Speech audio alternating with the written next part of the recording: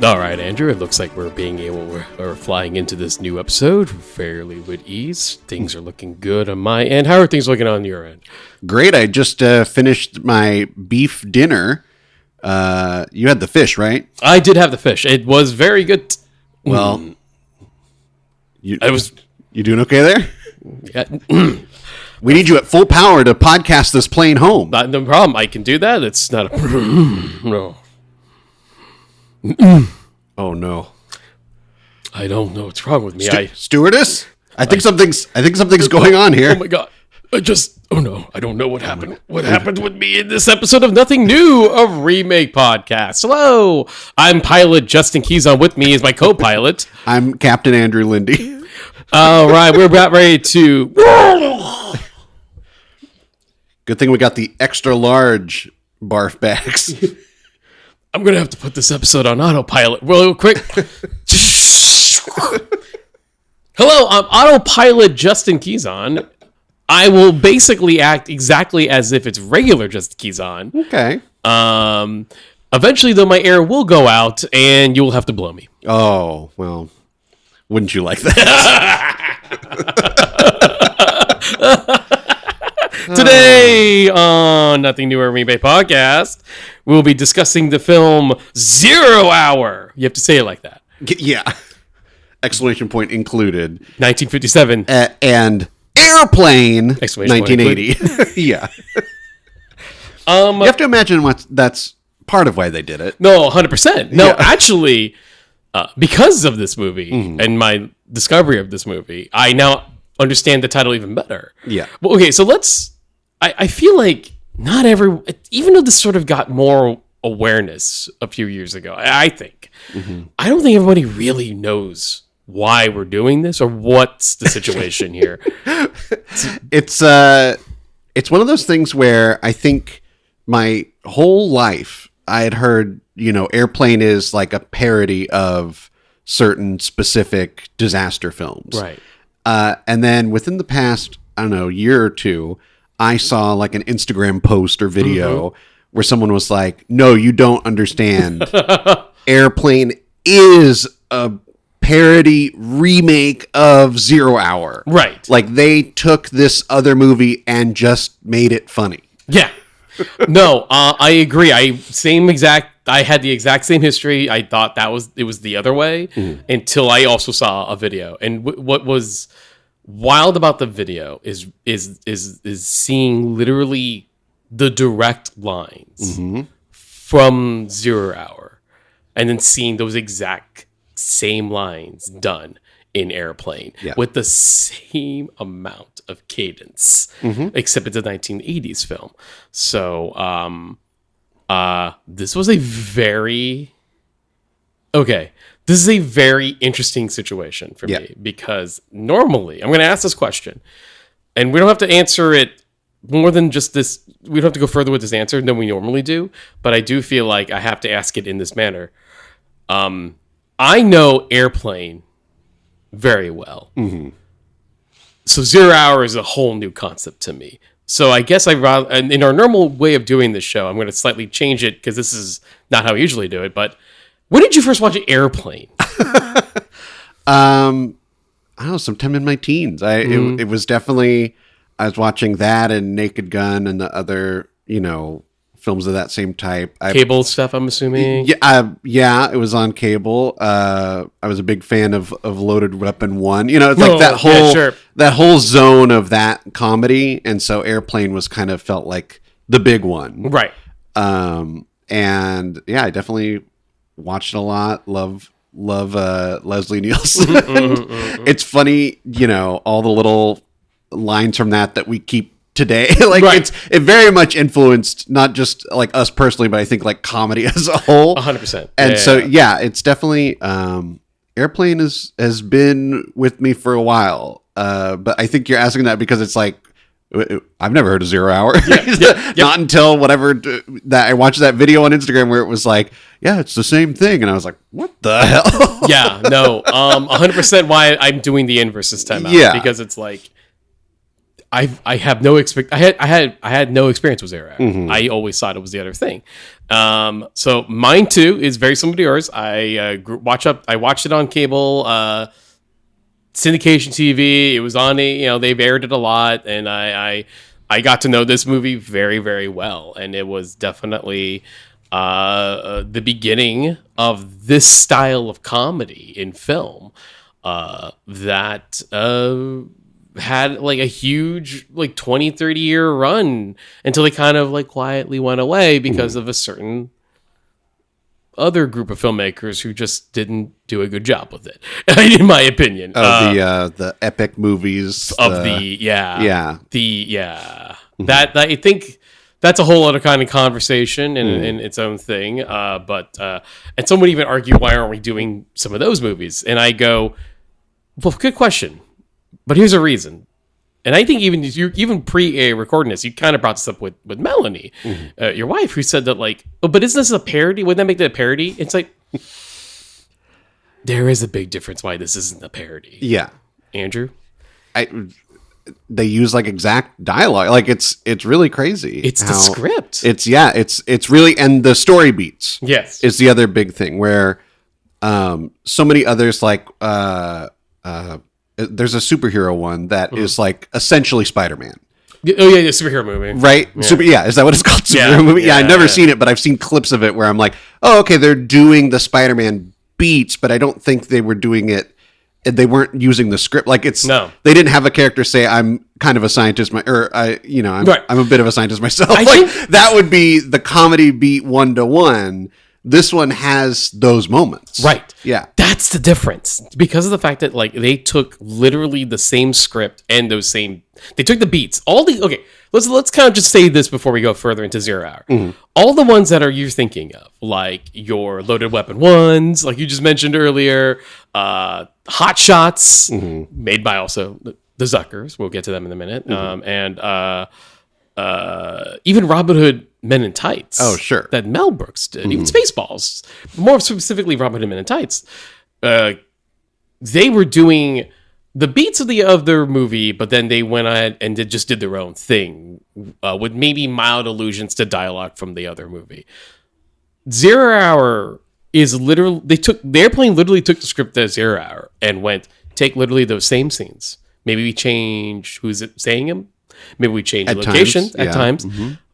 But the context of the scene and the meaning of the scene and the dialogue actually remain the same. Yeah. It's just they went, now here's where it gets funny. Yeah. But before we even get into that, let's just jump into Zero Hour. Zero Hour yeah. It's a little, they'd call it a B movie.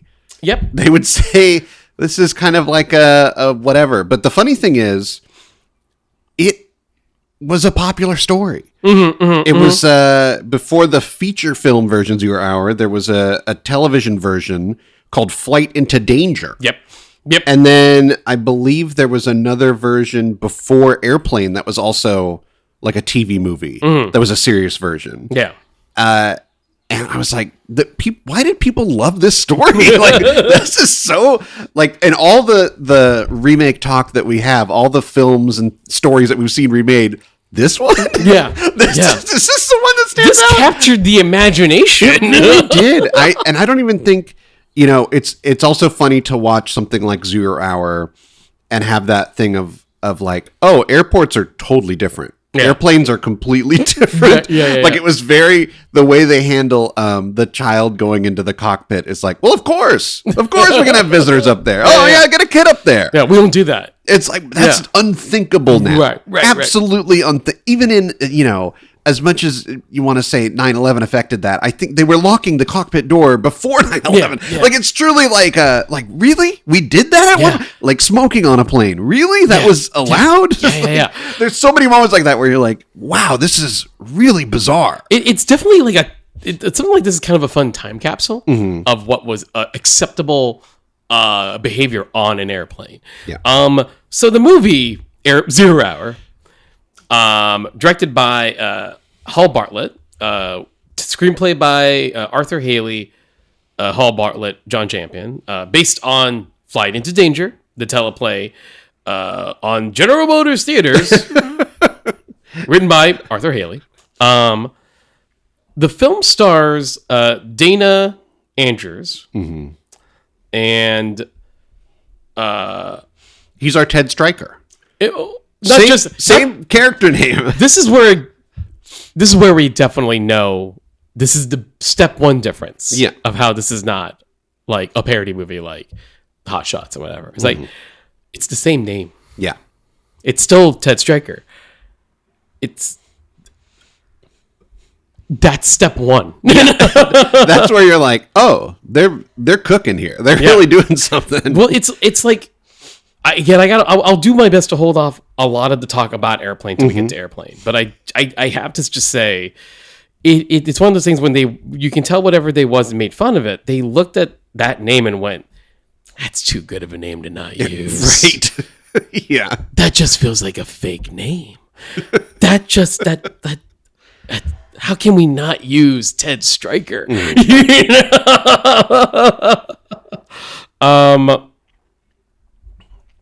I guess it's so strange.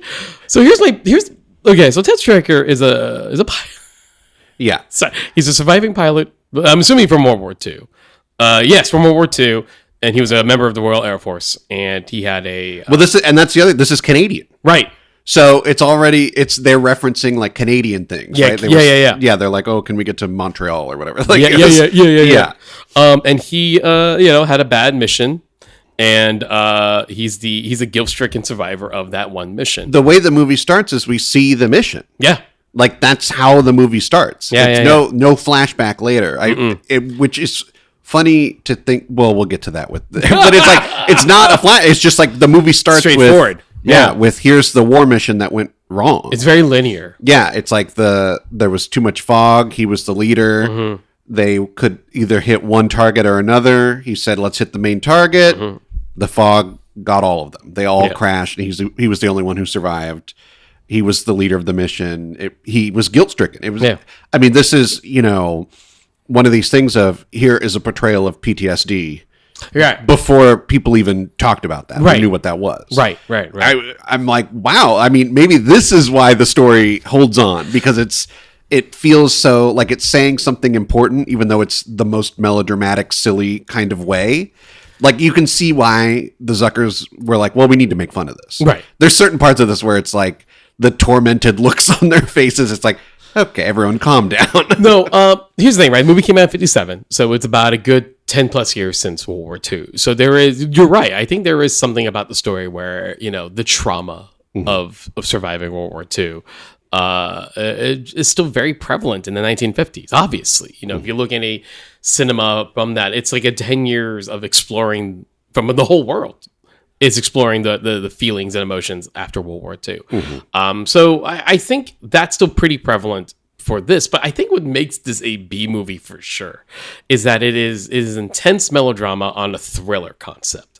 So putting your lead character as a survivor of World War II only kind of makes sense to kind of like give the audience a fast connection to why this is a struggle for Ted Stryker. It's so weird saying that name in this context. Again, this is what I have to rip this Band-Aid off now. Part of the wild thing about sitting through 0 Hour is that I know Airplane too well. Yeah. Like the back of my hand, I know that movie. And it is a real fucking trip to sit through a scene and a character who's the same lead name and see those scenarios, but then not realize there's a punchline. It's played straight. Yeah. And it weirded the heck out of me to just go, oh right, this is the serious version. The scene where the kid's in the cockpit being shown to the pilots, and they are literally giving the plane to the kid who's the same name as the kid in Airplane. And my head goes, I know where my brain wants to finish the line, but that's not this scene. Well, and it's funny to see in 0 Hour, to see like the germ, the little like where they got the idea to make the certain kind of joke.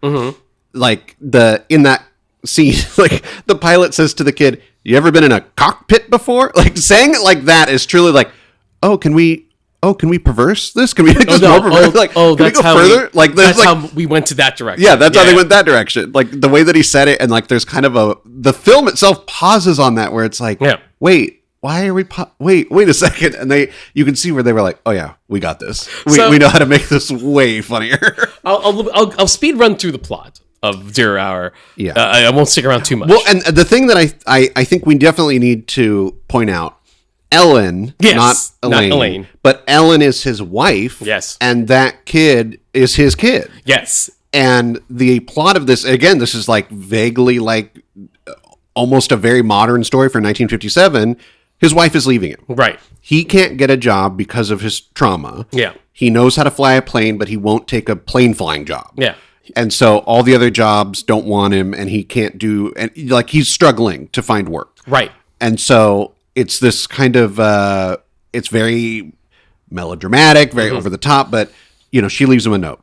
Yeah. And the movie doesn't even like explain that. So to my mind, I was like, oh, this was happening. Like it felt like very like they didn't have to tell the audience what that note meant. Like he comes home and he thinks he's going to get a good job. So he comes home all happy and his wife and kid are gone and there's a note. Yeah. I was like, oh my goodness. Like this is like probably a real thing that happened to people. Sure. So they didn't have to explain it in the movie. Mm. And then he goes running off to stop her. Right. And it's that they have a few awkward moments on the plane before the real plot kicks in. Yeah. Where like a stewardess or someone at the plane is like, "Oh, I didn't know you were joining your wife." And it's like, "Oh, like, yeah, she was on the run." Like she was literally leaving him. Right. Like without any notice because of what was going on with him. And I'm like, "Oh yeah, there's all the overly dramatic elements are there." Well, no, even like having this scene with Ted and his kid. Mm-hmm. Like the kid's like wondering, "Why were we leaving without you, Daddy?" Like there's like this whole like describing the situation of possibly separating from your parents or possibly being separated is part of the melodrama. Yeah. Before the danger hits. Yeah. I want to point something out. Like I understand to a small degree why this is a B movie thriller. Mm-hmm. Because I kind of like was sitting here and I'm thinking about how this movie's structured, thinking about how this movie's and then when it was made.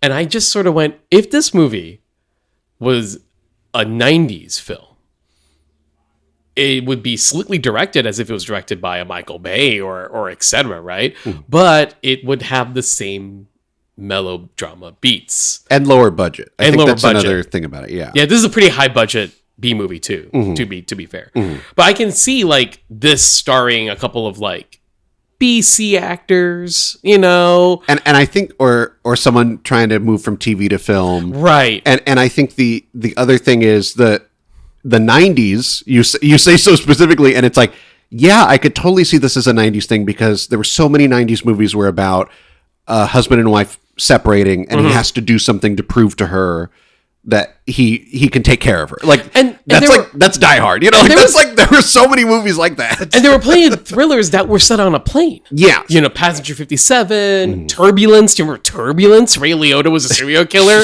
with Lauren Holly as like a flight attendant. Yeah. Like there were so many of these kind of movies that if this was one of them, as if it was directed, but like those movies, I don't think we would have thought twice. We would have been, oh yeah, remember that movie? Mm-hmm. But this is from the 1950s, and it's a very 1950s vibe of that kind of thriller, and the overtopness and the over drama in the element is proof that like it's not really like there's not a lot of meat to the bones in this movie. Mm-hmm. It's just meant to kind of be thrilling and etc. And like the situations are meant to kind of always be upped when things seem like they're settling. The problem though.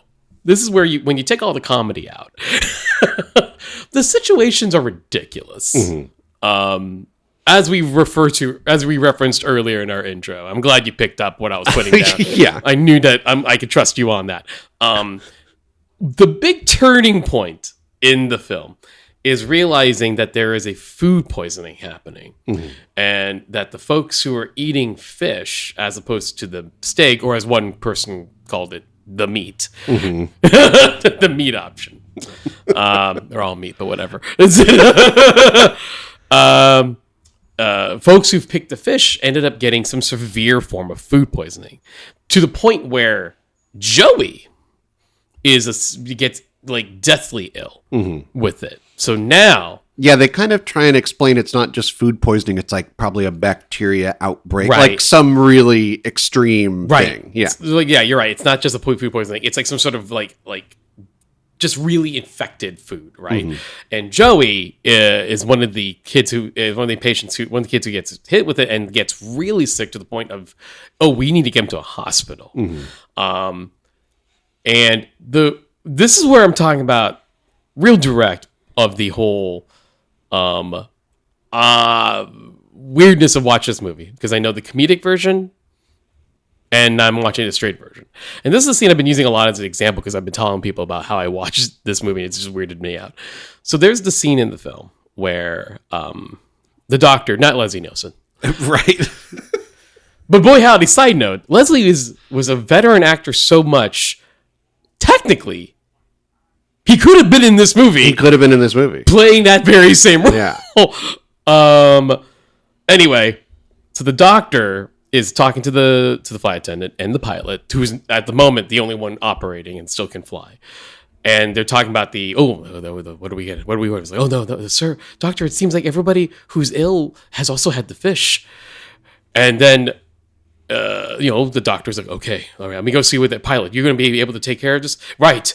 Then he goes, doctor, I just remembered something. Camera push in. I also ate the fish. Yeah. I'm only going to bring up Airplane right now for this reason. When I saw that scene, it weirded me out. Because I sat there and went, are you telling me, hold on, the same scenario played in 1980 but in Airplane, nearly the same dialogue. But the reveal of Peter Graves is the pilot who realizes it. The reveal there is, instead, he doesn't say in dialogue, it's him looking down at an empty plate, at a plate with a cartoonishly cleaned fish bone. But yet, he doesn't say it out loud. And I sat there and went, are you telling me that even though Airplane did the more broad joke, it's also equally the more subtle way of doing this scene?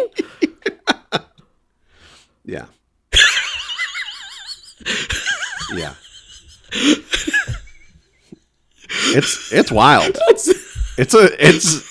These are two very weird movies that exist one because of the other. It's like, so like, oh, like you totally see it when you watch Zero. You're like, I get it.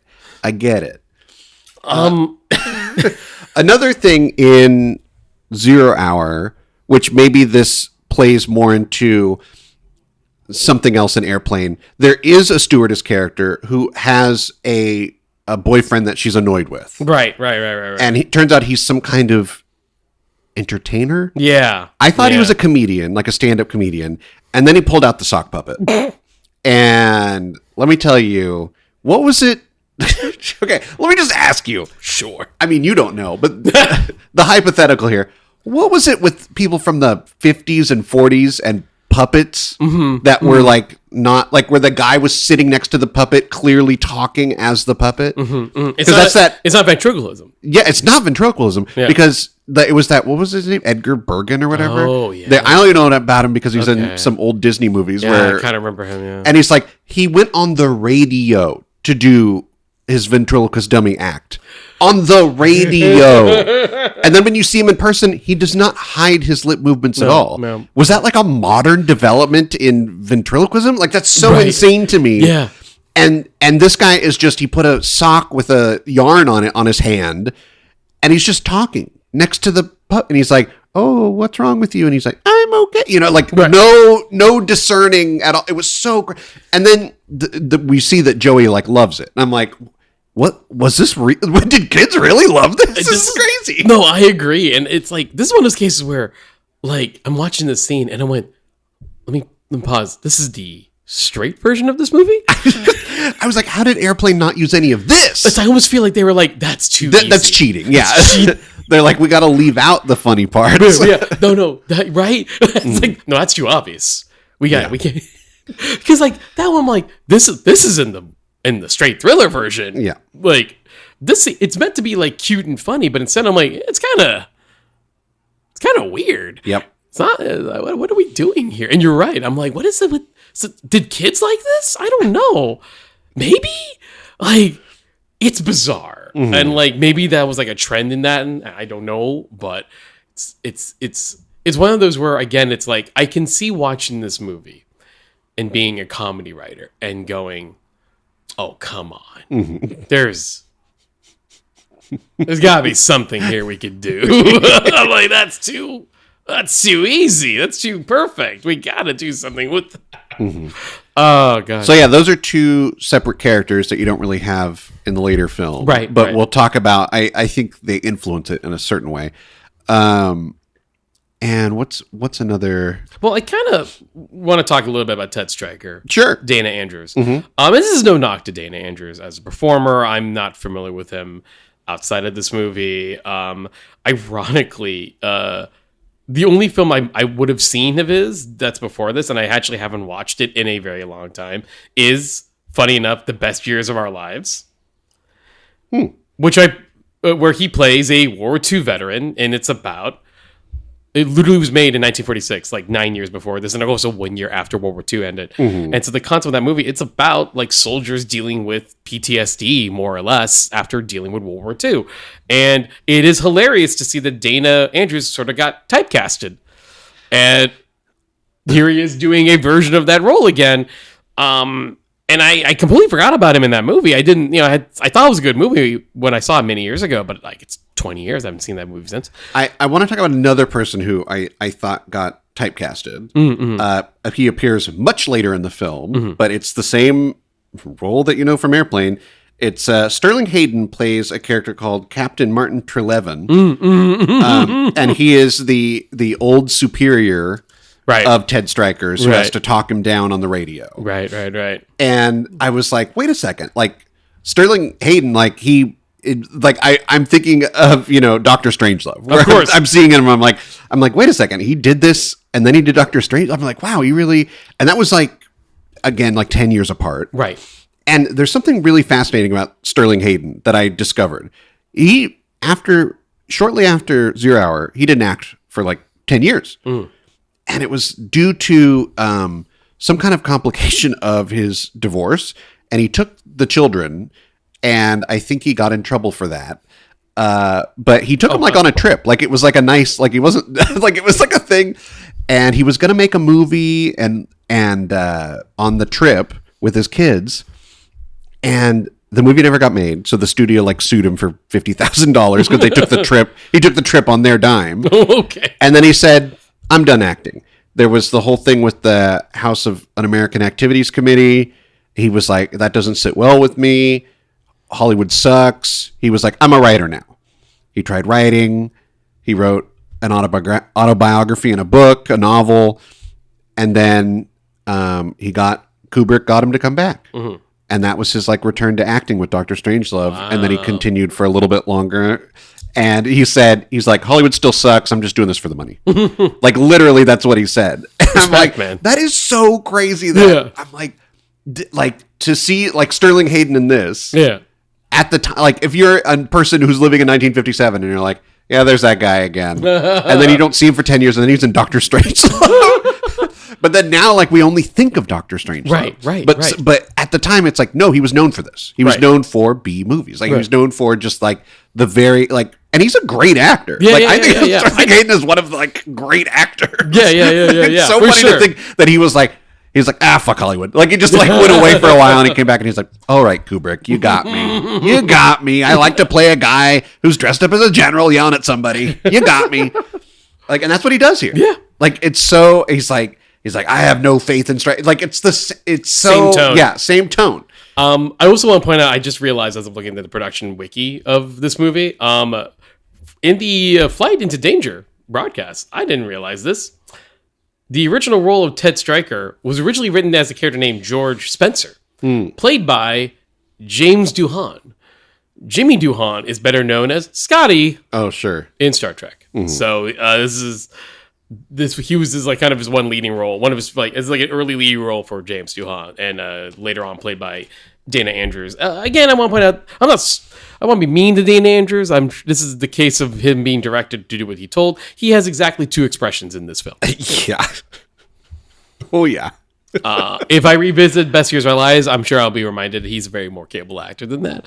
But in this film specifically, he is asked to do 2 expressions. A little happy when his wife and kid are cool with him, and very stressed and very stressed. Stressed. A lot of long distance looking and very One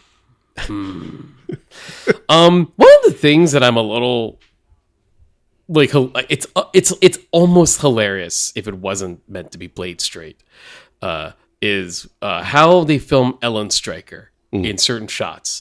Much like in the other film we're going to talk about in a few minutes. At some point, Ted and Ellen are now in the cockpit together. He like convinces her to be there, like just emotional to help. support. Yeah. And every time the camera points to Ellen, there's a little bit of fuzz and halation because she's a woman in the film, and I just kind of can't help but notice that it's every shot. It's every time she gets a close-up. And that's not to knock on Linda Darnell. She's very pretty, and she does a solid job in this kind of typical like female role. But it's just such a light fuzz and blur on her. And then harsh lighting and sweat on Dana Ted Stryker shots. So that's just funny to me. Again, that's one of those I feel like, how did that not transfer into Airplane? Right. And the answer might as well be 2 on the nose. Yeah. Like we'll get there when we get there. But yeah, no, here's it isn't just the fact that I also know that the movie is, I know those scenes from Airplane and they seem weird watching them in this context. It's also the fact that even when it's a scene that's not from Airplane, I'm watching this movie and went like, again, this is the straightforward film. Man, this is over the top. Yeah. They make a big deal in this movie that Ted Stryker hasn't, flown a commercial airplane. He's only flown, for military. Yeah. And so it's the part of the reason why they're calling someone to talk him through it is that there's more buttons. Yeah. And look, there's only one, like, we can only just keep comparing it. They have the same shot of look at all the buttons. It's so good. It's like, how are they not doing this to be fun? Like, I don't know. Because there is like timing and beat to it, but it is true. Like it is such a bizarre thing to watch this serious movie and be like, I know the comedic beat. No, for real. Especially, okay, that shot specifically you're talking about. I was like, okay, I know the intent of that shot. The intent of that shot is for the audience to almost feel as overwhelmed as Ted. That like, if Ted is like gonna have to get over this fear of flying, being a pilot, and now he's not only has the lives of everybody on this plane, but the lives of his family in his hands. Yes, I understand that the point of the shot is to show this extremely overwhelming situation. But also, because I know the other version of this, the comedic version of the scene in which that shot hilariously just keeps going. Yeah. Like, watching the same scene, I start giggling. That's the other problem I had with, this is a personal problem I had was watching the movie. Sometimes there's a scene that I giggled waiting for a punchline to never come. Right. Right. And that's from a scene that's not from even that was redone in Airplane. It's a scene that's just in this movie. And I literally have done that multiple times where I'm like, no, that I literally did that several times watching this movie. I'll be like, no, that's the scene. The scene's done. They've already moved on.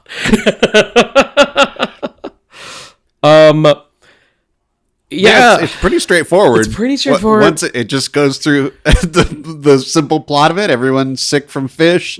Ted has to take over flying. Yep. His son's now the one he has to worry about who's sick. Yeah. Really sick. And it's his old commander is on the line talking him through it. And it's Sterling Hayden who's really good. Like that was one of those things where I had that feeling of like, oh, there was something about movies used to do this thing, used to be able to do this thing, and used to know that people liked this, where halfway, 30 minutes in, however, I don't know when Sterling Hayden appears, He's pretty close to the end, actually. But you hold on to a guy. You have a very good actor that's only in part of the film. Yeah.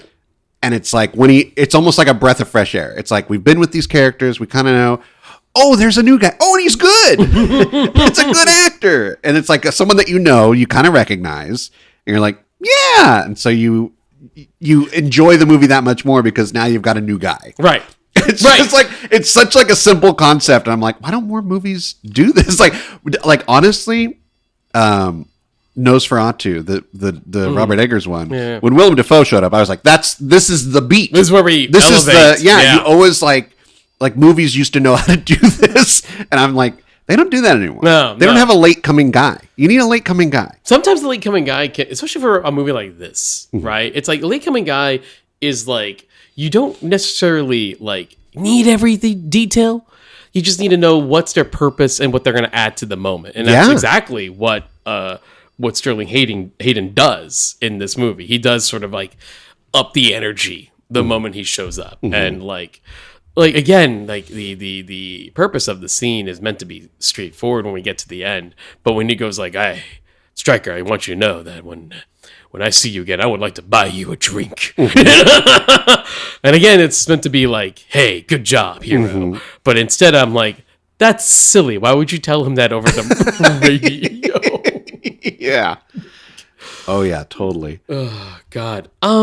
Did you enjoy 0 Hour? I mean, that's like a great question. This is a thing that I don't even we don't normally even get into that so much, but it's just like the idea of like, was this an enjoyable watch?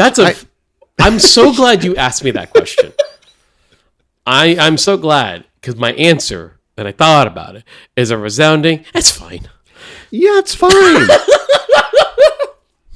I think I mean, I'm just like number one of Sterling Hayden fan club, but it's like, if that to me was like, if you like Sterling Hayden, this is worth a watch. Yeah. Because you get a really good classic role from him.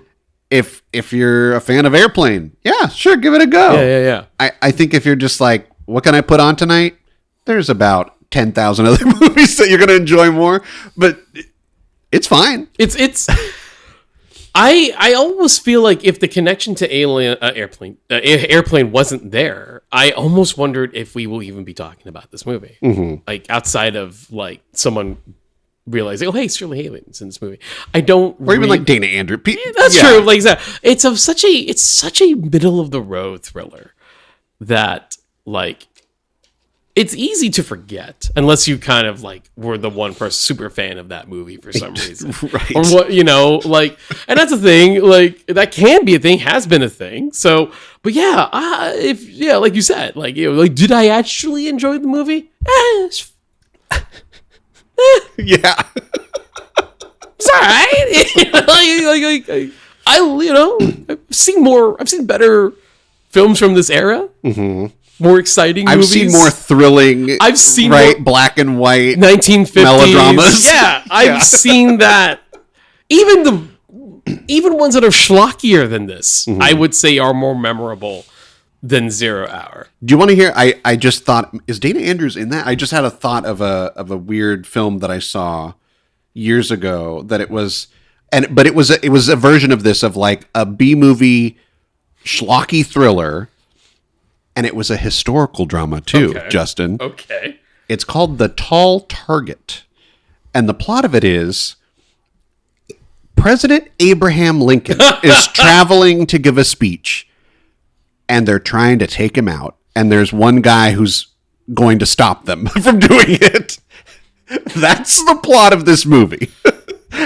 It very much feels in that vein of like an Airplane, a Die Hard, whatever. But it's like so, like it's very silly. But that's a good schlocky B movie, black and white film. I want to see that. Did you watch that movie? Yes, years ago, and I haven't forgot about it. Yeah, I think it's worth watching. Oh my God, I kind of want to. So insane. I want to watch that. There's like a very dramatic scene where he sits down with the guy who he thinks is like heading up the plot. Yeah. And it's like the dramatic, like it's the scene in Heat where they're sitting at the table going like, and what are you going to do? It's like really good. Like, but I'm telling you, it's schlocky. Like it is like over the top. Like it's a little silly. This is why this is what I'm talking about, right? Yeah. It's like, no, like here's the plot. You're telling me a plot. Oh, it's a historical noir thriller about a man stopping an assassination attempt on a president. Oh, that's cool. Wait, hold on. Yeah.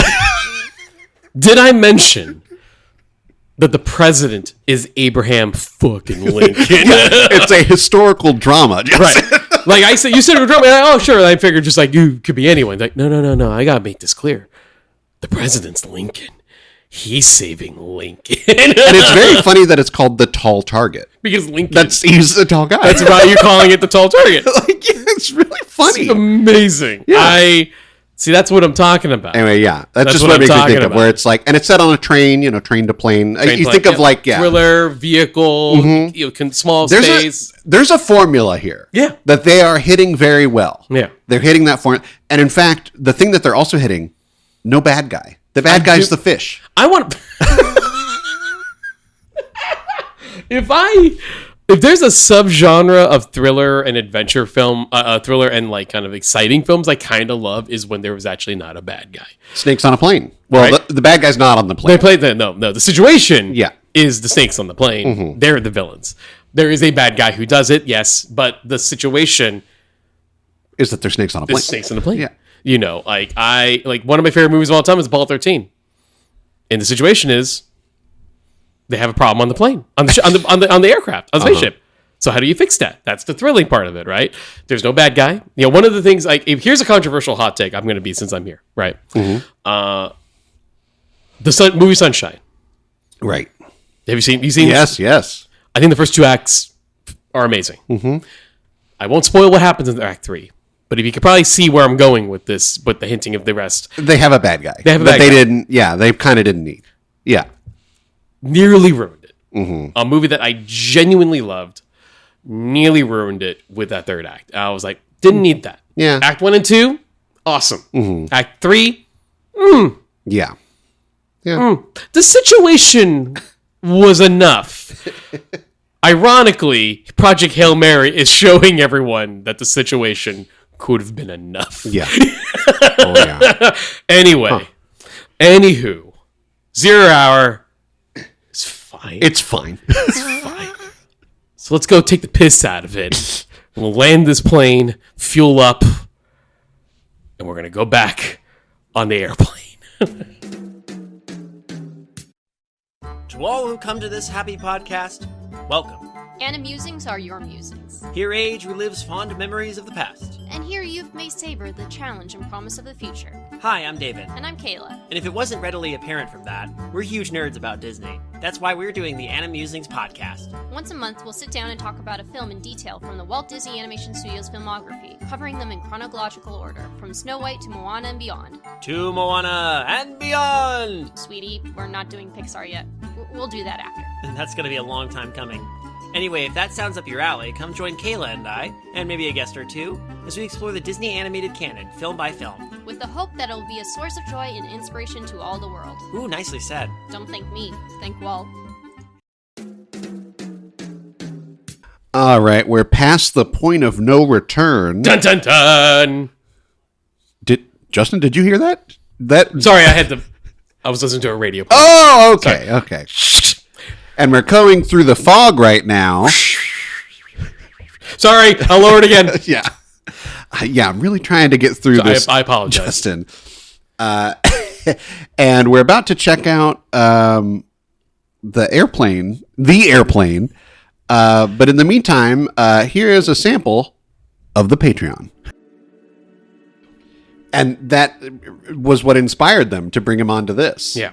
They were like, hey, you gave us Grease 2 pretty quick. How about we give you Airplane 2? I love that it's pretty quick, not people loved it. Yeah. Because they came out the same year. Grease 2 and Airplane 2. That's why they were on the Finkelman train. Yeah. Paramount. Like, he did good for us. Yeah. Okay, radar is good. All right. Well, thank you for listening to that. And of course, you can listen to that full episode on our Patreon for only $1 a month, which will give you access to all our episodes since we started the show. For only $1 a month, you get years and years and years of original to episodes specifically for the Patreon. We've never really released any of these on our main timeline. You can only get them through our Patreon. Many reviews, etc. Personal remake pitches we came up with. We started doing ranking video articles, news videos. Sorry, ranking. They're not videos. To be Yeah, I know. Ranking it is audio. ranking episodes. Yeah. But of course, if you are interested and you want to control and pilot the show yourself, so to speak, for $25 for 1 month, you tell us what to cover. And we always say some of our favorite episodes came out of that situation. So I always bring up King Kong. Andrew's another one you can think of that comes to the top of your head. Well, the Phantom of the Opera. Phantom of the That was Opera. a recent, very interesting comparison of two not the Phantoms you would expect to compare. 100%. And we've now made this a new rule. I'm gonna call it the Scarface rule. We will not cover Scarface unless someone pays for that episode. That's it. I saw we're in April Fool's. I saw an April Fool's joke of they're making a new Scarface, and it was like Jacob Elordi and Sydney Sweeney or some bullshit. It was very rage baiting, very much. And I was like, damn, what if they do make another Scarface? That'd be crazy. And I will say, still stand by the rule. Yeah, I think we'd have to wait. You have to wait. But I was like, wow, is that even a possibility? Yeah. The tallest Scarface would be Jacob Elordi. Yeah. I don't want to think about what. I guess would he be from just another country? I don't know. Yeah. I am not making that movie. I don't want to think about the mental gymnastics to make him make sense to come from Cuba or something. Right. So, anyways, that's our Patreon. You can join the rest of our great patrons who've been supporting us for all these years for as low as $1 a month, or like I said, $25 for 1 month. You get to control the show. Now back to the plane, the airplane. Yeah. Airplane. Airplane. Now this is a good watch. This is a good fun time. I remember years ago, there was like a YouTube channel. They did like movie reviews and such. Before everyone started doing YouTube movie reviews, right? Before it became a trend. And they did Airplane. And one of the hosts had the gall to go, that's not as funny as you all remember. Take the rose-colored glasses off. Wow. And his other three co-hosts literally went, shut the fuck up. I think this is one of those things where there's definitely some racial or misogynistic jokes that make it in here that are of dated. the time, dated. Yeah, very much. Like some of them are funny in their own way. I think the jive talking is like a funny concept, Right. Yeah, it's unfortunate the kind of the way they do it. Yeah, the whole thing there. And then another thing. I mean, this was just like I think this was a Zucker production type of thing where there's female nudity in a way that is like fully just exploitative. Right. And it's just to like, pardon the pun, to titillate the audience. Like, Right. They're just like, can we just put some boobs on screen? And they just do. Right. And it's like, okay, yeah, sure. So it's those kinds of things exist because it is a movie from 1980. Like, right. It's really, that's the people in charge were making movies like that. And here's the thing, right? Like with the Zucker brothers, and to be also fair, Jim Abrams in this also directing it with them. They kind of did set the standard for what became a very popular form of comedy. To the point where it's almost hard to replicate it. You've seen many guys, even talented folks, try to do what they did, and it purely is the case because of the fact that just how genuinely funny this movie is. I still think it is. Like we said, I agree. Plenty of racial, cultural jokes don't land anymore. It's 2026. Right. There's a whole. I'm gonna will that even the biggest fan of Airplane forgets when they go to Africa. I 100% okay. It's one of those scenes where you're like, oh, Like you go through the whole thing of, I don't remember this. Oh, I remember this. Oh no, it gets worse, and then it's over, and you're like, okay, I can now forget it again. I'm so glad you said it like that, because it's been a while. I'll be honest. It's been a very long time since I sat through the movie. Then when the Peace Corps sequence, as I'm calling it, happened, I literally went, I don't remember this. Oh, this is why I don't remember this. It's not only that the jokes are not particularly funny and that the jokes are outdated. No, those are the reasons why. It's particularly not funny and the jokes are outdated. And so that's why whenever I watch that sequence, it just goes away. It disappears, and I never have to think about it again until I end up watching the movie again. Because everything else that's still good is still good. Yeah. I'm just gonna break down the fact that like the cast is incredible. Yeah. Robert Hayes is one of those guys where it's like he has movie star looks. You assumed he would have been in a million movies just in the 80s alone. And the fact of the matter is, this is kind of the only thing he's known for. And he's worked, to be fair, he worked plenty. But he's best known as Ted Stryker. He's the dad in Homeward Bound. Yep. Right? Okay. Not even one of the dogs. No. No, because like you're saying, he has the good look. Like he's too good looking. Yeah. Yeah. It's like he should be in the pantheon of... there's no other way to say this. The pantheon of hot dads. Oh, yeah. That's just... I would put them in that pantheon. I think to pull another, parody version that is so well known, and also getting a sequel now, it's the Bill Pullman. Yes. Yes. Yeah. In Spaceballs. In Spaceballs. Yeah. I think what to go into the Robert Hayes kind of like, hey, I'm going to give him his flowers for a little bit. The reason he works is that he can work in a straightforward version of this movie. Ironically, which was 0 Hour. But he's got the movie star looks, he's got the great cadence, and the fact that this is why the movie works still is that because everything else is over the top, when things were played straight, it works better of the surrounding over the top elements of everything else. And Robert Hayes does a good job of doing that as Ted Stryker. One of the other things I realized, it took me a very long time because I haven't sat through the movie for a while, but as I'm watching this movie, it got to me to realize that like, I don't know what's more deadlier, the fish or Ted Stryker. That's another bit it's funny in the context of the film, but it is like a very dark joke. Every time Ted over talks about his relationship with Elaine, it leads to somebody wanting to kill themselves. And usually do. Yeah. They usually do. Yeah. There's a person who hung themselves. There's a very outdated Asian joke about played by James Hong, I might add. That he does seppuku to himself. There's a guy, again, very outdated, visual looking man who was about ready to burn himself. It's not good. Did not age well. These are bad jokes. But it's just like incredibly dark in a way that,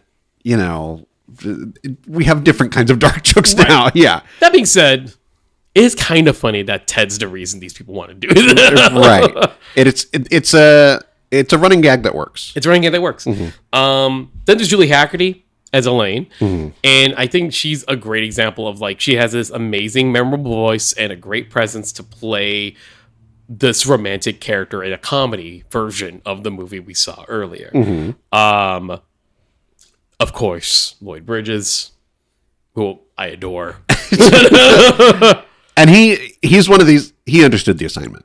That's the thing. That's really the thing. I'm gonna speed run these guys because I want to hang on to what you said. Yeah. Lloyd Bridges, Peter Graves, Leslie Nielsen. We'll get to you. Don't worry. We are going to talk more about Leslie. Robert Stack. These are guys who could play. They all could have been in 0 Hour. That's the funny part. All of them could have been in 0 Hour. Yeah. And they're of that right age, right? Could have been in there, yeah. Yeah, and they could have played that same scenario straightforward and they've been just as convincing in that movie. And because of that, they understood the assignment. They understood because they probably would have been hired in 0 Hour or a movie like 0 Hour. So they understood that like, oh, I get what we're doing. And so they understood to play it pretty straightforward. And when the comedy happens, don't overdo the comedy. Play the comedy as straightforward as everything else. So with Bridges McCroskey, it's like, I picked the wrong time of drink, which is a line from 0 Hour. Right. I picked the wrong week from quit drinking. And then he does the same cadence when they up the thing that he said was the wrong week to stop doing. Same exact cadence for the drinking. Same exact cadence for the methamphetamine. Same exact cadence for sniffing glue. And Peter Graves is such a great pull for this. Like, again, he could have easily been in one of these movies, and I think all these guys have amazing voices.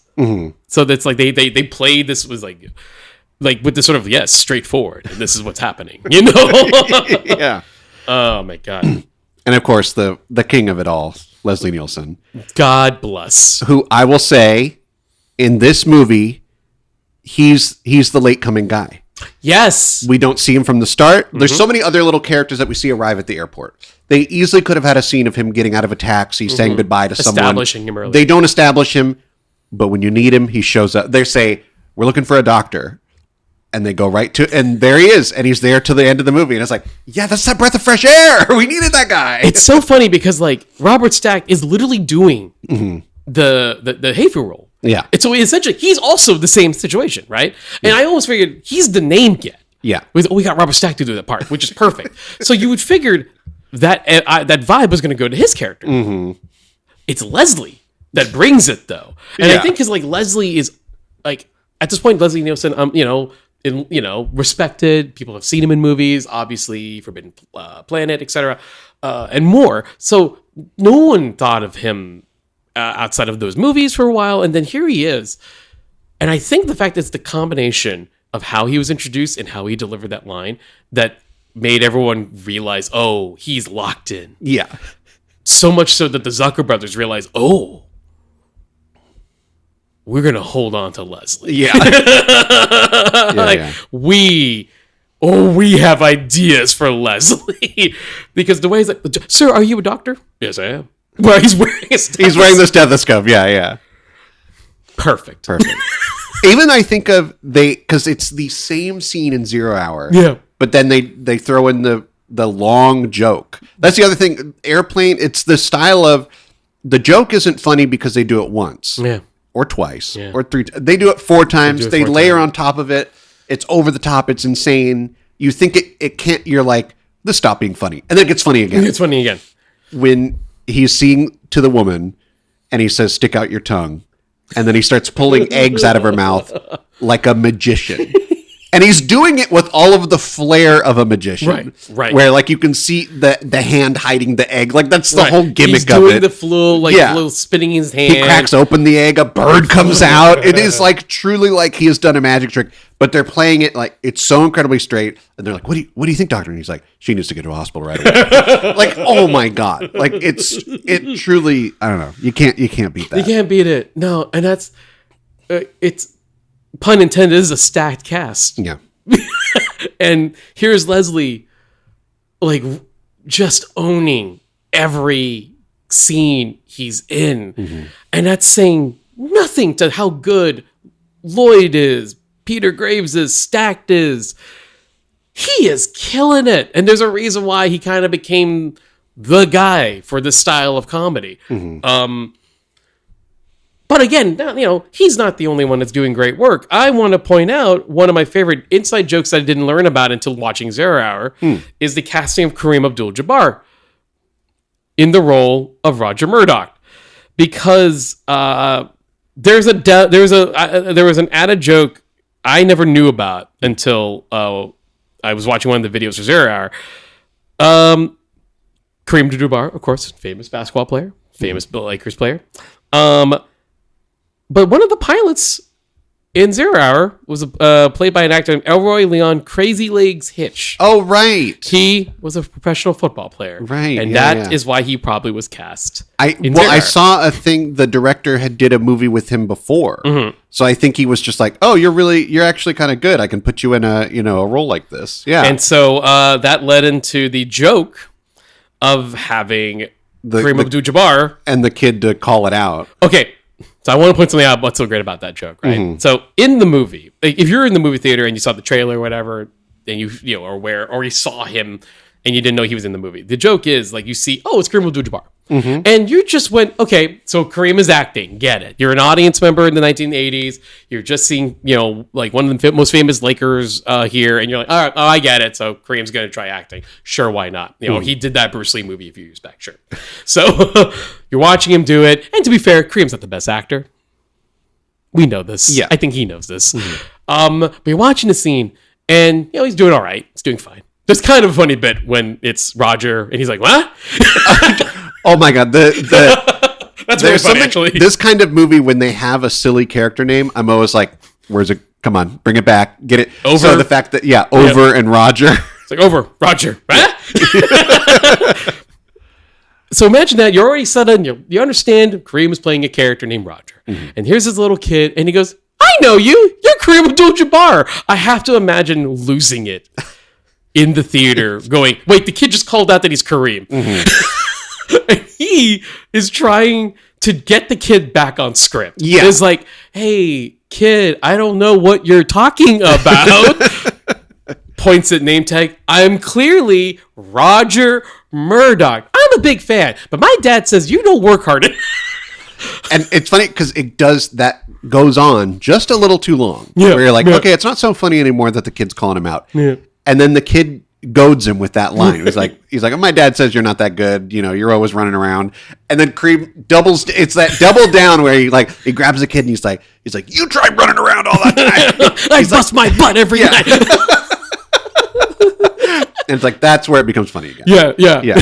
He acknowledges, yes, I am Kareem Abdul-Jabbar. And you know what? It's really hard to be Kareem Abdul-Jabbar. He's like mad about it. Yeah. Puts him down, snaps his head. I was watching the movie with Victor, our guest from years ago, and he reminded me that, in the TV edit, you actually see him trying to shake back into character and go, Roger. How funny. But yeah, no, it's a great joke. Only highlighting even better when he gets knocked out. All of a sudden, he's in his the basketball gear. Oh my God. This, I don't even know how much further I can get into this film. Well, I think let's point out other things that it's not just doing 0 Hour. Right. It's the plot of 0 Hour. It's the characters of 0 Hour. But I mean, already the film, to let you know how silly it is, it starts with the Jaws theme, right? And the plane is the tail of the plane in the clouds is the Jaws. Fin. I gotta give them credit for that's good. It's early enough where it's not roll your eyes. Yeah, it's early enough to go. You found a good opportunity to do that joke because it's a very funny joke. And then. They do a flashback. So this movie starts with everyone arriving at the airport, which I haven't seen it, but it feels like something that they would do in they were also borrowing elements of what was it called, like Airport 75? Right. It's like disaster films of that period. Disaster films always have to introduce you to 20 people so that when 10 of them die, it's like that kind of logic of like we have to meet all the normal people that are right. We had this with Poseidon. I was gonna say, listen to our episode of Poseidon Adventure. And it's like you see the journey of like, oh, this person has never had a crazy thing happen, and now all of a sudden they're climbing up a rope 100 feet in the air. It's like that kind of thing. So that's how Airplane starts. We're seeing people arrive at the airport. We're seeing the drama start to build and unfold. So they do the flashback to when Ted was in the war and how he met Elaine, and they do a Saturday Night Fever, parody. Parody, yeah. It's funny how the Saturday Night Fever parody doesn't make me roll my eyes, and like maybe because you think that. When other people try to do this style of comedy, it's apparent. Sorry about the airplane that you might be hearing in these episodes. But no, when you see the later comedy movies try to do it, it's just like, now we have to do this scene. Or hey, remember Pulp Fiction? Yeah, it's time to do the Pulp Fiction scene. Or hey, remember Speed? Time to do the Speed scene. Here it's like. It goes into Saturday Night Fever, and it's done fairly hilariously. You know, it's broad. Don't get me wrong. Yeah. I think it's also helped by the fact that like the running gag in the scene is the two Girl Scouts beating the hell out of each other. Yes. Which I was like, I know these are stuntmen, like, but they did a really good job of hiding their faces. Yeah. Like they got, you know, kind of like the shortest stuntmen they could find that would look like Girl Scouts. I want to point out one of my favorite actual stunts. Side note: it's when Robert Stack enters the airport. And he is going through all the, you know, the religious fundraising folks or whatever. Yeah. But there's one stunt where I'm watching going, I think Robert did that because it doesn't cut away from him with doing like what's that trick you do where you like have a stuntman? Oh, the Texas Switch. Texas Switch, yeah. It doesn't do a Texas Switch. I think Robert Stack did the flip where there's this one bit where he does like a spin kick. Oh, I kind of remember this. Yeah, and it's like and it lands on him, and it's still him. I'm like, I think Robert Stack just straight up did that I shot. had that same thought. Yeah, I totally forgot about that sequence. Yes, yeah. He like grabs a guy and spins him or whatever. Yeah. I was like, wait, hold on. I think that was just him. Yeah, I was like, I'm like, wait, there's no stunt, there's no Texas Switch. I think Robert Stack did that. I was like, there's no obvious cut. Like it's like, wow. Hell yeah, man. Kudos. Yeah, that was. I can't remember that. Yeah, that was crazy. If there is a sequence of comedy, let's just say this. Like, is there a sequence of comedy that you can think of, or a line that you can think of on the spot without any question, or you said so many times throughout the years growing up? Do you recall any? Can you think of any lines? And don't call me Shirley. That's the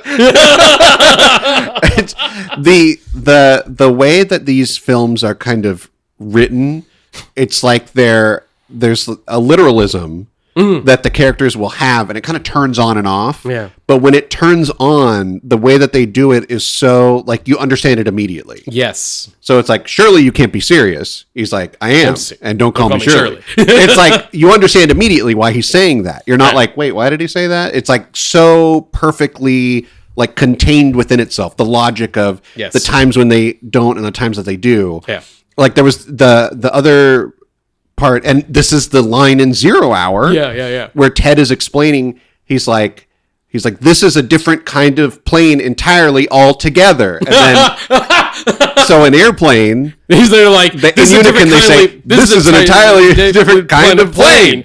They do it all together. Yeah. It's like, those moments are like, oh wow, they really just like found the one little tiny funny part where if someone took that literally, it would have a totally different meaning. I think this is one of the things that I feel like why you have to mention doing what this is that, you know, they took the script to 0 Hour, and yes, there are other elements of other movies, disaster films, etc. But why it's still, and why we're covering it, is that they took that script and went, now what's the funny version of that scene? And what are the lines that really feel like we need to do a comedy twist on that? Because it's too good. It's so there. We can't, how can we not take it and make it a comedy version of that scene? Like the line of like, I picked the wrong week to quit drinking.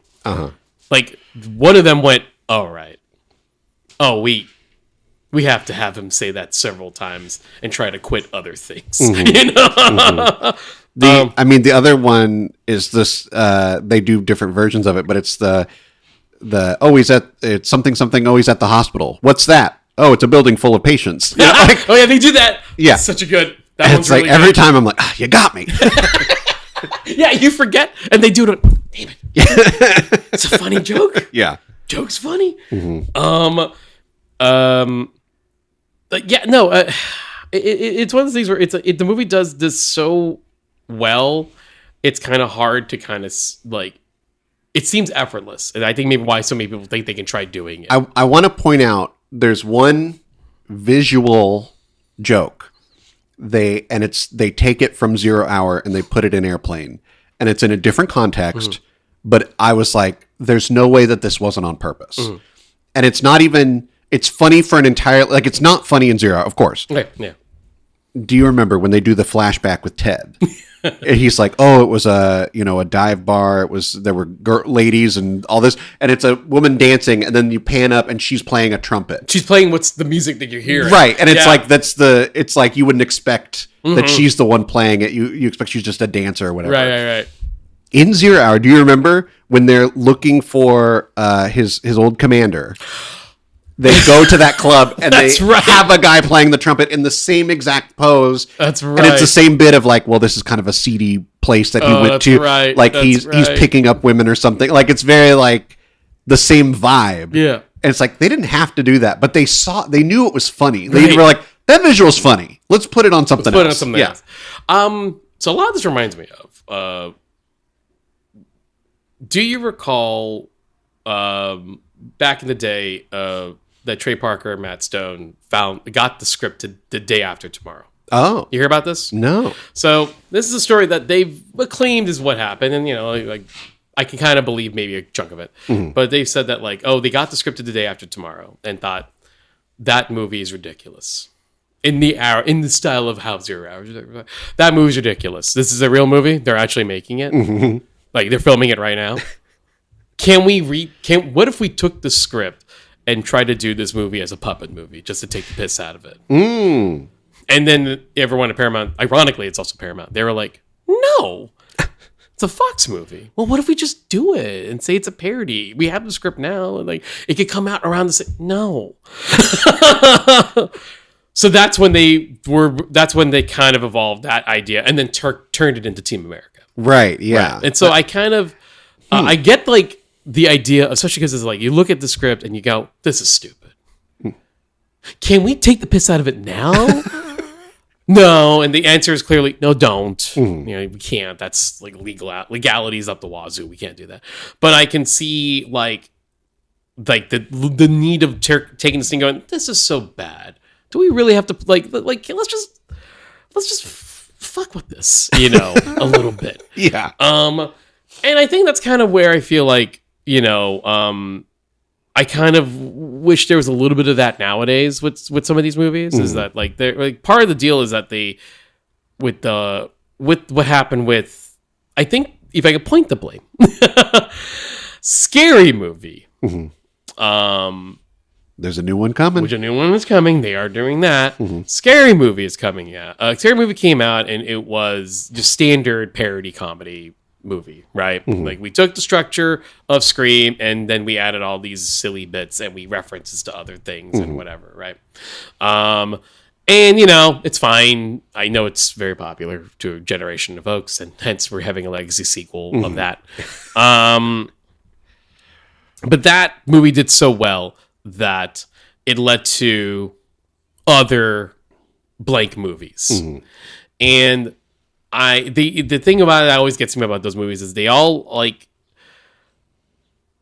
never had the guts to just go like do the other movie, And I think that's the thing with 0 Hour. What reason it worked for them in 0 Hour is that like is a nearly over 25-year-old movie that no one talks about, and they figured, we'll just take the script.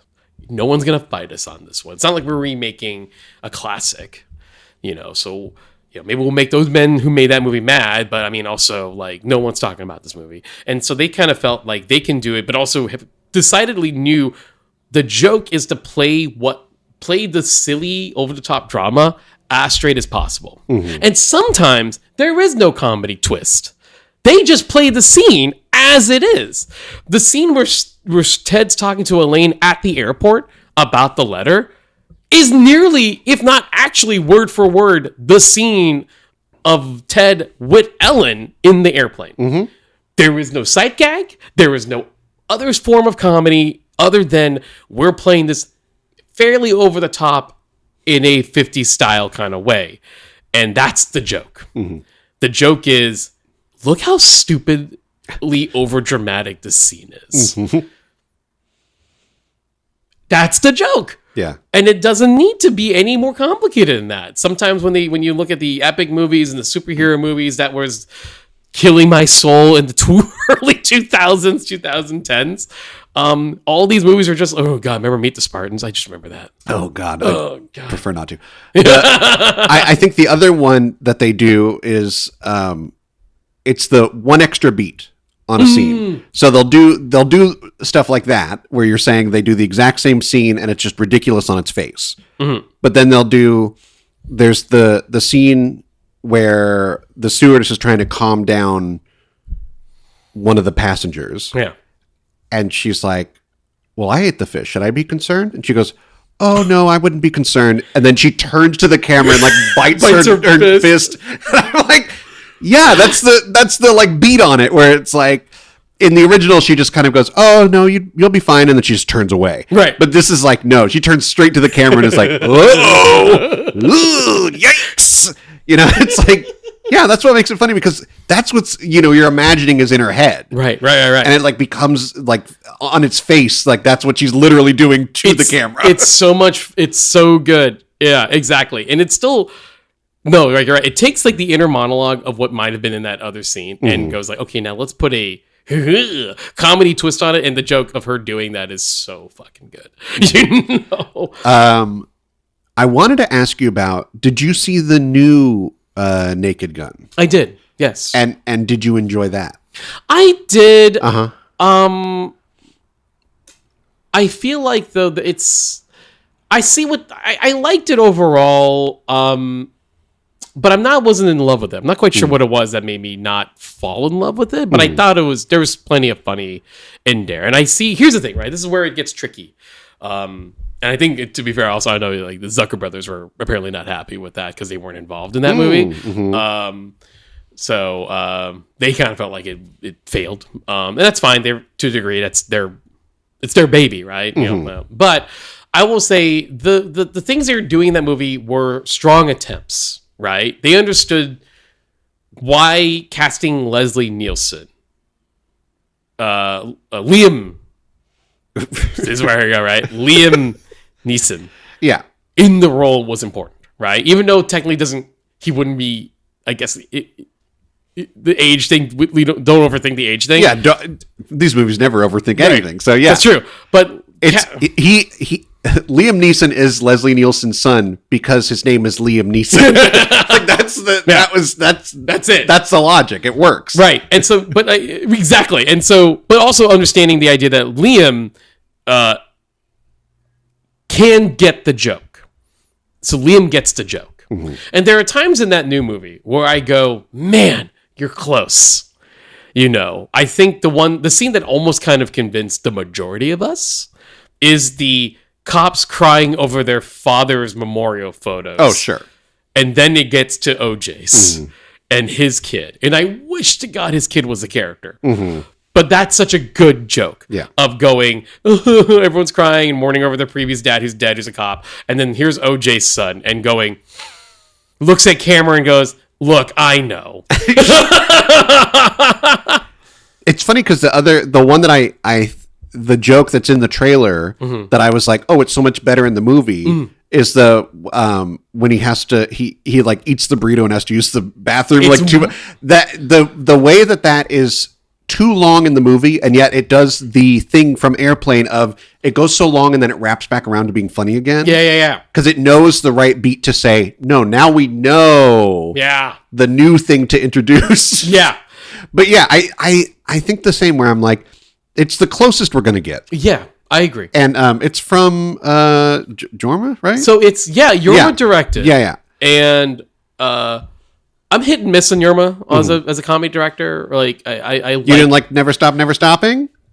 I said hit and miss. Okay. That's a hit. What was the miss? Not a big fan of Rescue Rangers. Oh. I think I'm into the IP too much. That's a whole that's a conversation for another day. Yeah.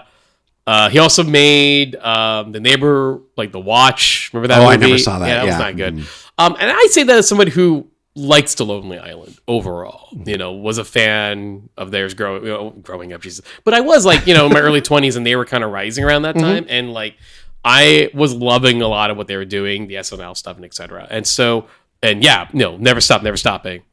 is a masterpiece. And that's its own form of parody. No, I think that is why the Naked Gun reboot works more than most.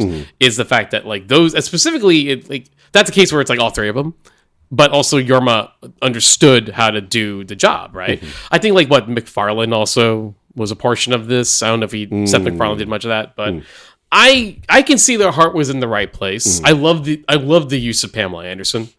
I think that's actually kind of a great call to utilize her in the comedic fashion. I actually like the bit of "Can I take the seat?" Oh yeah, Yes. that's so funny. And Yeah. that okay. If I can say what's a good Zuckery joke, that's a good one. Yeah.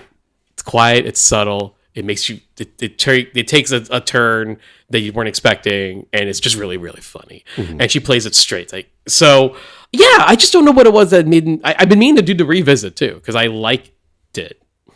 And I don't know why I don't love it. I think the snowman sequence is a great tester for folks. Yeah. I think I'm asking because it's in that like you're saying, the scary movies, then the epic, the Super Miro. Like we went through this phase of like, okay, do the bland version or something like that. Where, the easy version, right? And then are we able to come back around into something something new? Yeah. I said the opposite thing. Well, like here's like, did you like Walk Hard? Oh, I love Walk Hard. Okay, right? Okay. Walk Hard is like top tier, that it does exactly what I want it to do. Right. And the thing that kills me with Walk Hard is you still get movies today that are doing what Walk Hard made fun of. Right. I'm like, you're stupid now. Like, I'm sorry, I hate this. It's like the Bob Dylan movie. I'm like, Walk Hard did this shit. Like, calm down. No, like, guest of the show from many years ago, Patrick Willems, did a great video on Walk Hard. Yeah. And I think one of the things that I took the most from that video is that, and this kind of shows maybe the audience doesn't know if they want this style of comedy anymore. Because like Walk Hard, I agree. I love that movie. But Walk Hard should have made Austin Powers money. Yes. Right? Yeah. Because this is the after effect of Austin Powers. The after effect of Austin Powers is all of a sudden a straightforward Bond scene doesn't work anymore. Because Austin Powers called it out. Yeah. Like, you can't do a monologue speech anymore. A villain monologue speech. Where I know a lot of people give that attribute to Incredibles, of course. But I gotta say, Austin Powers beat them. Yeah. Because that speech now can't be done. Immediately the year after was like, World's Not Enough. Right? That's the Brosnan with, I think Denise Richards was, the Bond girl. Christmas Jones. Thank you. Thank you. And there's a scene. And they said Christmas only comes once a year. God damn it. Anyway. So there's a scene where Bond's getting tortured by Sophia Marceau, and she's doing the villain monologue. And instead of being just okay with it and being in the moment, I went, right, monologuing time. And then I just sort of couldn't take it seriously because Austin Powers destroyed that. So with Walk Hard, that should have done the same. Yeah. It should have. We should not have gotten Baz Luhrmann's Elvis film after Walk Hard. No. But, or Michael, that's coming out this year. Oh my God. Like, we shouldn't have gotten more of these. Yeah. They should have found the way to make it interesting. Because I think, if I may be so bold, when we get to the Walk Hard moment, the audience knows the beats. Yeah. And they're tired of them.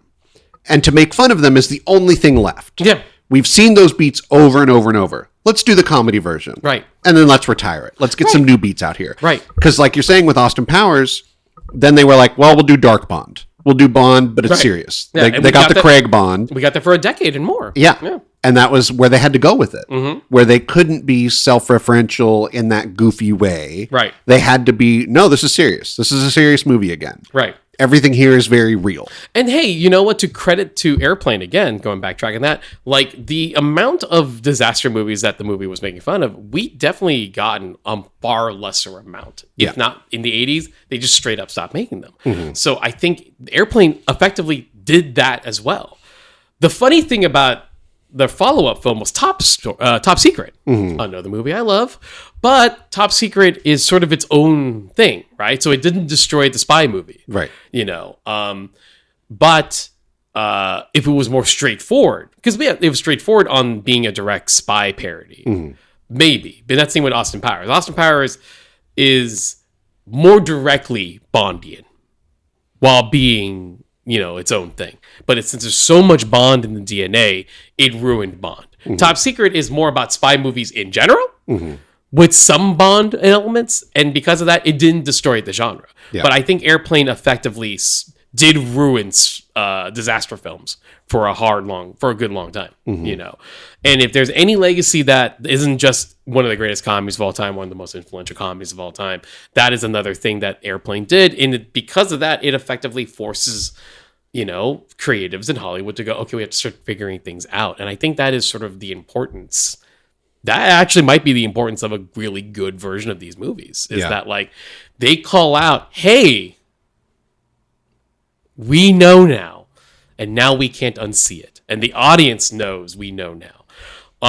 Funny enough, like before you got here, I was watching an interview for the new Spaceballs. Right. The new one.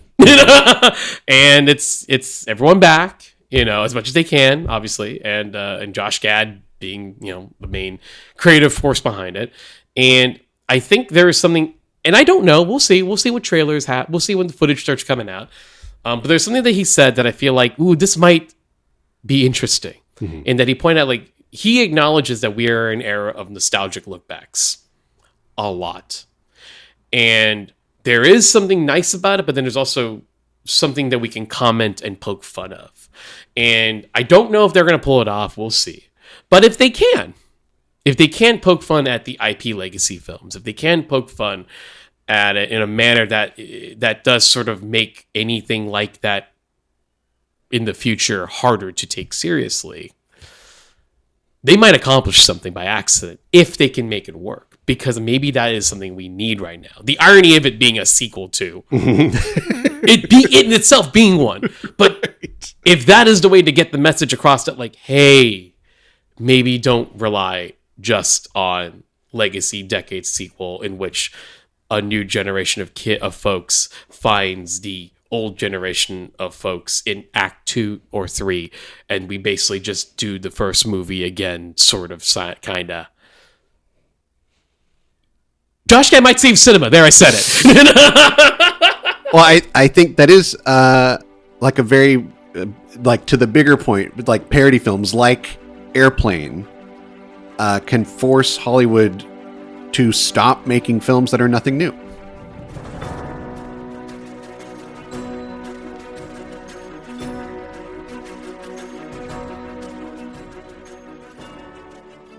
Nothing New, a Remake podcast, is part of the Benview Network. To hear our other podcasts, visit BenviewNetwork.com. And don't forget about our Patreon. For just $1 a month, you can gain access to bonus episodes. Thanks for listening, and please follow us on Instagram at NothingNewPod. Or watch our episodes and bonus content on YouTube.